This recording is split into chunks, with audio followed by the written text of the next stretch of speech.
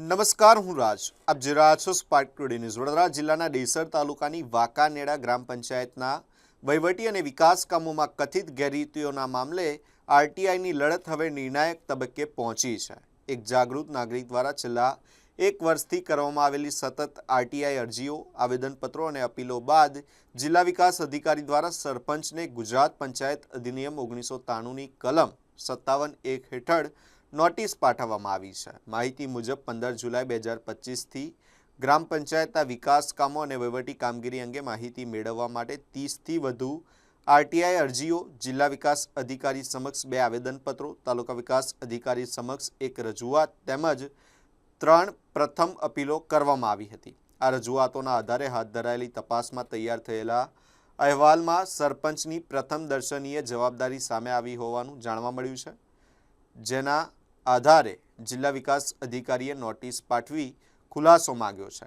Notice અનુસાર સરપંચને 16 જુલાઈ 2026ના રોજ સવારે 11 વાગે જિલ્લા વિકાસ અધિકારી સમક્ષ રૂબરૂ હાજર રહી લેખિત અને મૌખિક રજૂઆત કરવાની તક આપવામાં આવી છે. સાથે જ સ્પષ્ટ કરવામાં આવ્યું છે કે હાજર નહીં રહેવા પર ઉપલબ્ધ પુરાવાના આધારે નિર્ણય લેવામાં આવી શકે છે.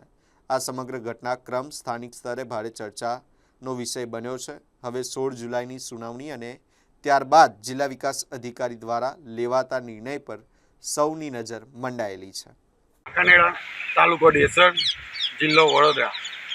વાંકાનેડા ગામના એક જાગૃત નાગરિક હું કમલેશકુમાર રણજીતસિંહ સોલંકી ને આપને જણાવતા બહુ ખુશી થાય છે કે આશરે 1 વર્ષ પહેલાં એટલે 14/7/2025ના રોજ અમે જે ગ્રામ પંચાયતમાં આરટીઆઈની શરૂઆત કરી હતી, લગભગ તબક્કાવાર રીતે 30 આરટીઆઈ, 3 આવેદનપત્રો, 22 અરજીઓના અંતે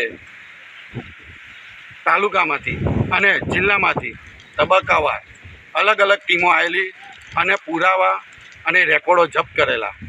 તે સંદર્ભે તેમને પુરાવા ભેગા કરીને અંતિમ તબક્કે તાલુકામાંથી એક ફાઇલ રજૂ કરવામાં આવી હતી, જે જિલ્લામાં મોકલવામાં હતી. તેમાં ગુજરાત પંચાયત અધિનિયમ 1993ની કલમ 57(1), 55(1), 91 અને 93 મુજબ જે નોટિસ બજાવવામાં આવી છે વાંકાનેડા જૂથ ગ્રામ પંચાયતના સરપંચશ્રીને.